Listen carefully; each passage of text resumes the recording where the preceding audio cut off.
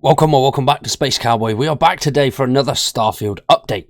This update is 1.7.36, and this one unfortunately is a relatively small one, but it does have a much requested community feature, and that is the field of view slider.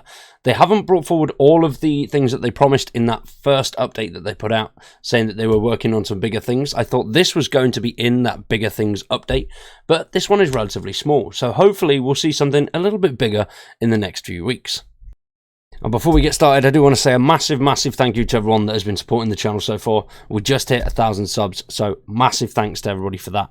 Now, if you're a fan of Starfield, make sure you drop a like on the video and subscribe to the channel and stick around for much more Starfield content. Today's update, as I said, is a very small one, but it has some pretty cool things in it nonetheless. So the team have said a new update has been released on all platforms. This update includes changes to settings that allow for players to adjust the FOV, as well as some other performance and stability improvements. Thank you so much for your continued feedback and support of Starfield, and we look forward to a future with you on this journey. Now, if you don't know, they do have, from what they've said, a 5-year plan with Starfield. So they plan to continually update the game and progress it over the next 5 years, which is a good shelf life for a game. The stats are still very good a month on, which is brilliant. So hopefully they do continue to add more things to the game. I would love to see some sort of weekly or daily quest feature, just to earn you some extra credits. I think that would be quite cool. But anyway, for this update, let's have a little bit of a look. So general is field of view sliders are now available in settings that will allow players using first or third person to adjust the field of view, which is something that the community have been requesting since day one. Now, performance and stability, that is definitely a big thing with Starfield. I myself, it's a CPU eater. It is CPU hungry. I've got a Ryzen 9 5900, so not brand new, but not a piece of crap. It's relatively good, and it is very hungry on my CPU. So hopefully something towards that within the near future would be great. But the first one is a PC only fix, and that is improved stability for Intel Arc GPUs.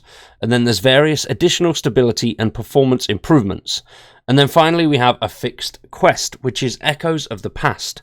They've addressed issues where tunneling creatures could pick a location that would prevent progression. Now, that is it for today's update. It is very small. And considering there's still quite a few bugs, quest-related bugs, that do halt progress. There's some in the Crimson Fleet ones, and I've seen people in the subreddit saying, the Rygen Industries, a couple of those missions are bugged and things completely freeze up progress, and then you can't really go anywhere with that quest line. So hopefully we do see another fix that is primarily around those mission things, just so people can crack on with those missions.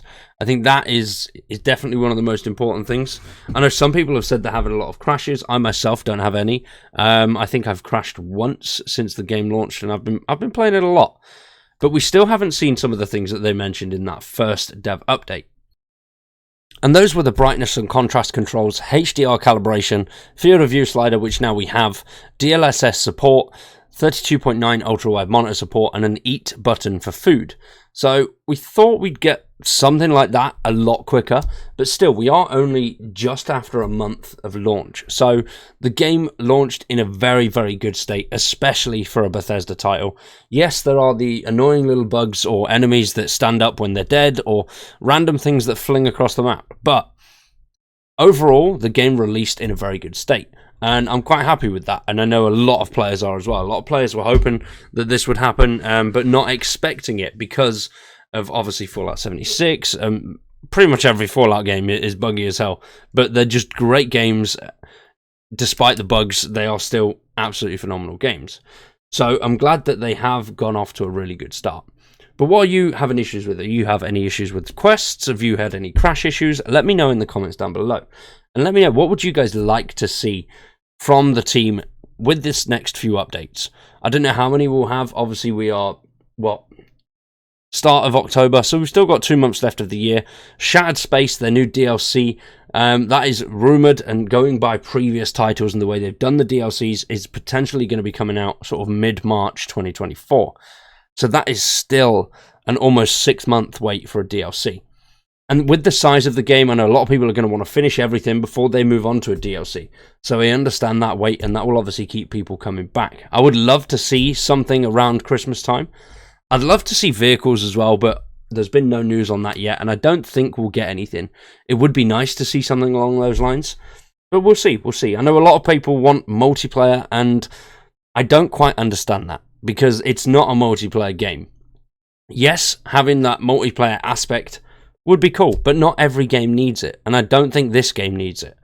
That would require an absolutely massive undertaking from the team, and I don't think it's something that they'll ever do. I don't know if it's something that mods are able to do, but I'm not 100% sure on how all the modding works. It still confuses me. But I've got a lot of content to keep me going up until the actual creation hub comes out, which is the easy way to play mods, basically. Well, I think that's what it is anyway. I'm pretty sure that's what it was on Fallout. But yeah, you could do it through consoles. It was just a lot easier because you could do it all in-game as well. And there was rumours of some of that being paid, but we'll see. I know the guy that's done the DLSS support mod, he has got a Patreon set up for that, and I don't see any issues. I know a lot of people were complaining, but I think the majority of people agree that, you know, somebody's put a lot of hard work into creating that mod. So I think them getting paid, if they want to get paid, is perfectly reasonable.